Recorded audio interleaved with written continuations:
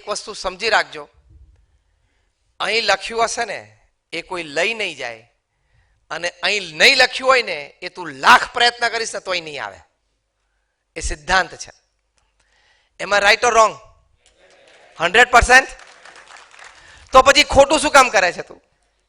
તારા નસીબનું તને 100% મળશે, અને તારા નસીબનું નહીં હોય ને એ તું લાખ પ્રયત્ન કરીશ ને તો તારી પાસે નહીં રહે. ખોટી રીતે અનીતિથી કોકનું જૂટવી લીધું, એટલે કે કોકનો ધંધો જૂટવી લીધો, કોકને ક્યાંક ધંધો ચાલતો તો ત્યાંનો ધંધો બંધ થયો, કંઈક પ્રયત્ન કર્યો, ખોટી રીતે આગુ પાછું કર્યું, એ વસ્તુ લાંબી ટકતી નથી. હવે સોશિયલ મીડિયાનો જમાનો છે, ઓપન માર્કેટ છે, એટલે ઓનલી ક્વોલિટી સ્ટેન્ડ્સ. તમારા પ્રોડક્ટમાં પણ ક્વોલિટી જોઈએ, તમારા વ્યવહારમાં પણ ક્વોલિટી જોઈએ, તમારા આચરણમાં પણ ક્વોલિટી જોઈએ, તમારી પૈસાની લેણ દેણમાં પણ ક્વોલિટી જોઈએ.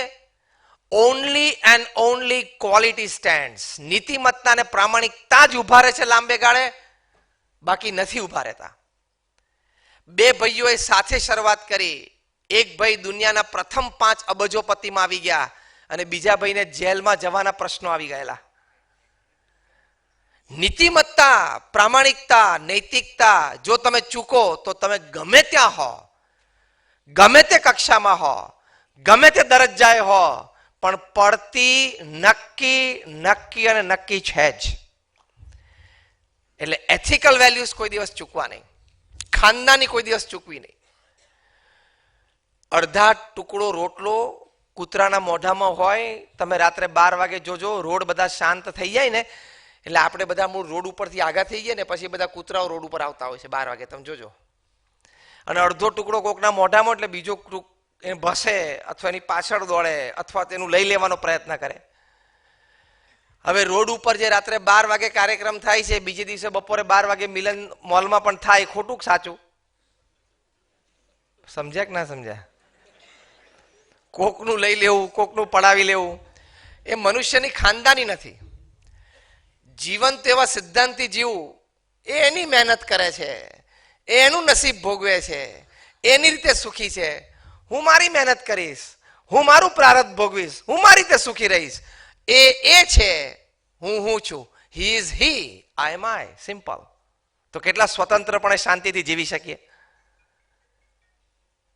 હા, તો અડધો દિવસ આમાં છે, પેલા શું કર્યું, પેલાને ક્યાં ધંધો ચાલે છે, પેલાનું આમ છે ને, એ તું અડધો દિવસ તારા ધંધામાં કોન્સન્ટ્રેટ કર, તો ધીમે ધીમે આગળ વધી જઈશ.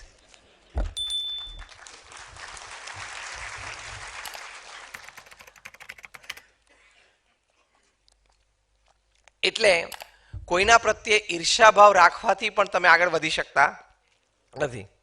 હવે આપણને બધાને ઈર્ષ્યા આવે છે કે વિરાટ કોહલી બહુ સારું રમે છે, પણ હવે ઈર્ષ્યાથી આપણે ત્યાં સુધી પહોંચીએ કેમ છે? તો ગાર્મેન્ટ્સમાં નહીં પહોંચી શક, ક્રિકેટમાં નથી પહોંચી શકવાનું, તો ગાર્મેન્ટ્સમાં નહીં પહોંચી શક. ઈર્ષ્યાથી કોઈ આગળ વધતું નથી. તો એના જેટલી કળા પણ જોઈએ, એના જેટલી મહેનત પણ જોઈએ, એના જેવી શ્રદ્ધા પણ જોઈએ. એ કક્ષા એમને જીવાતું નથી, એ કક્ષા એમને પહોંચાતું પણ નથી. આપણે ગમે ત્યારે ગમે તે જમવાનું મન થઈ જાય, ખાવાનું મન થઈ જાય, ગમે તે ફરવાનું મન થઈ જાય. આ કક્ષાએ જ્યાં વિરાટ કોહલી કે એ કક્ષાની વ્યક્તિ બેઠી હોય, અને એક વસ્તુ શું ખાવી, ક્યારે ખાવી, કેટલી ખાવી, બધી બહુ ગણતરી ઉપર ચાલતું હોય. તને મન થયું સમોસા બહુ સારા લાગે, તું 10 ઝાપટી જવું, એ ના થાય. એને પાછું કલાક પછી પ્રેક્ટિસમાં જવાનું હોય. કેટલું ડિસિપ્લિન લાઈફ જીવતા હોય એ લોકો. એમને મેં કક્ષાએ ઉભા ના રહેવાય. એટલે નીતિમત્તા અને પ્રામાણિકતા હંમેશા રાખવા. જો તમે ચૂકશો તો તમને પ્રશ્ન આવશે જ. એટલે મને ખાસ એ જ વાત કહેવામાં આવી છે, કોઈ પણ ક્ષેત્રમાં તમે નીતિમત્તા અને પ્રામાણિકતા ચૂકો. તમે બધા ક્રિકેટથી વાકેફ છો, હું તમને ક્રિકેટનું દ્રષ્ટાંત આપું. ગયા વર્ષે 2018ની સાલમાં ઓસ્ટ્રેલિયા અને સાઉથ આફ્રિકા વચ્ચે ટેસ્ટ અને વન ડે સિરીઝ સાઉથ આફ્રિકામાં ચાલતી હતી.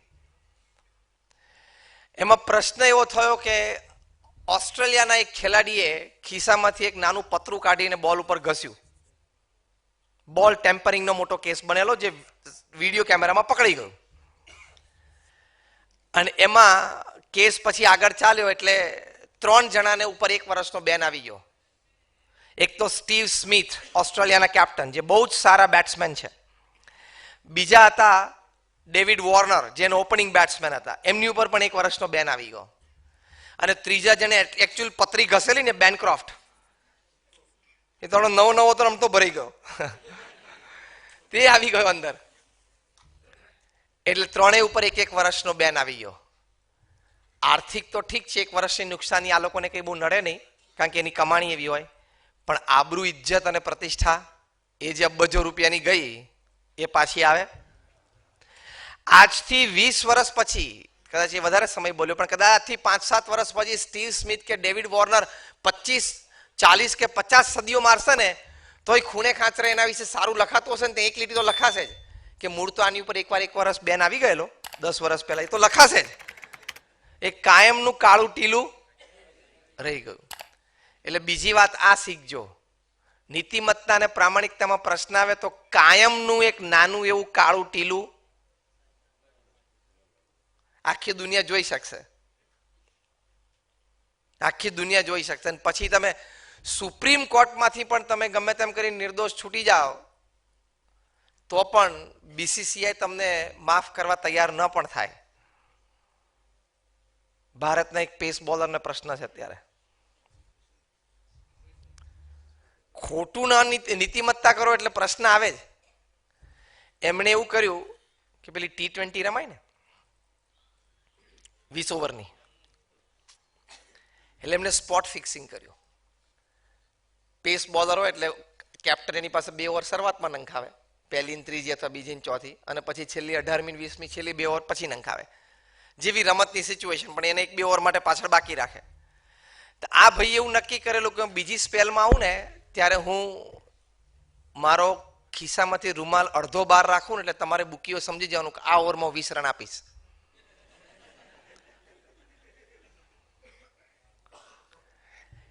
ફાસ્ટ બોલર્સ હોય તો બાઉન્ડ્રી લાઈન ઉપર ફિલ્ડિંગ કરતા હોય, એટલે કેપ્ટનને બોલાવે 18મી કે 19મી ઓવરમાં બોલ નાખવા માટે, એટલે તરત રૂમાલ બહાર કાઢી અને મોઢું બોડું લૂછે, એટલે આપણે એમ થાય જરા ફ્રેશ થાય. અને અંદર હેન્કરચીફ નાખતી વખતે અડધો બહાર રાખે, એટલે બુકીઓને સિગ્નલ મળે કે આ ઓવરમાં 20 રન આપશે. એટલે બુકીઓ મોબાઈલ ફોન ને સેટેલાઇટ ફોન લઈને પેવેલિયનમાં બેઠા હોય, ટીવી ઉપર લાઈવ જોતા હોય. શરતો લાગી ગઈ હોય કે આપણા બે વચ્ચે આ મેચ માટે કોઈ પણ એક જગ્યાએ આપણે શરત મારશું, પણ કરોડની શરત, એ બધું પ્લેટફોર્મ ગોઠવાઈ ગયું હોય. એટલે આ વ્યક્તિ ફોન કરે બુકી કે બોલ આ ઓવરમાં બેટ્સમેન 20 રન કરશે, આપણે કરોડની શરત આ મેચ માટે મારવી કોઈ પણ કક્ષાએ ચાલુ મેચે, એવું આપણે નક્કી થયેલું. તો હું આ એક ઓફર મૂકું છું. પેલો કે 20 રન એમ, ચલો લાગી ગઈ શરત.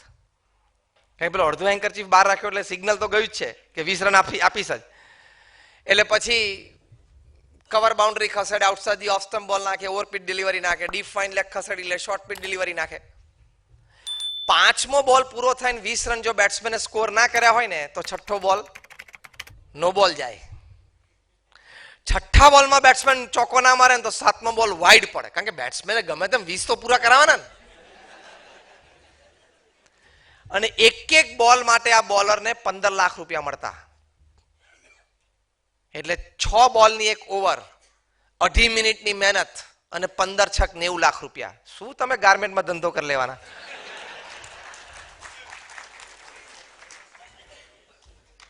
અને પાછું એ પણ હતું કે ભાઈ જો હું ટ્રાય કરીશ કે એને 5 બોલમાં 20 પૂરા કરાવી દઉં, પણ કદાચ ના પત્યો મારે એક બોલ એક્સ્ટ્રા નાખવા પડે તો કે એના 15 લાખ નક્કી.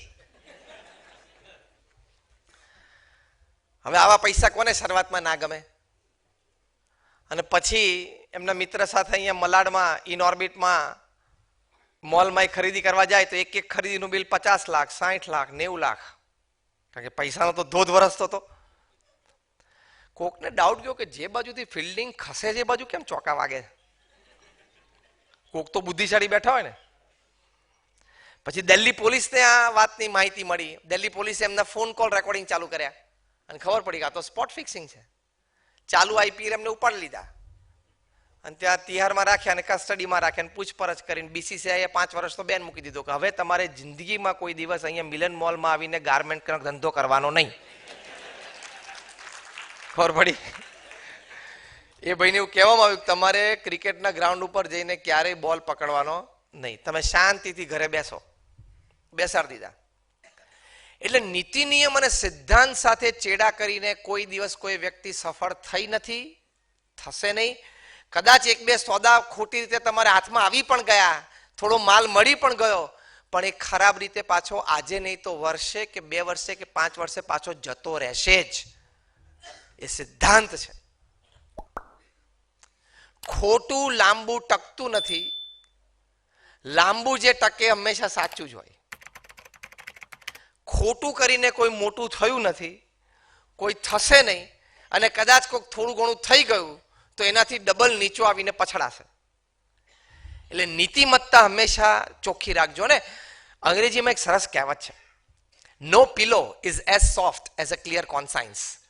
તમે રાત્રે તમારા બેડરૂમમાં સુવા જાઓ ને પોચામાં પોચું ઓસીકું કહ્યું કે જેમાં તમને સરસ ઊંઘ આવે, એ તમારું કોન્સાયન્સ ક્લિયર હોય, તમારું હૃદય ચોખ્ખું હોય કે મેં કોઈનું ખોટું કર્યું નથી, મેં કોઈને દગો નથી દીધો, મેં ક્યાંય અનીતિમત્તા રાખી નથી, તો એના જેવો આનંદ જ પૃથ્વી પર નથી.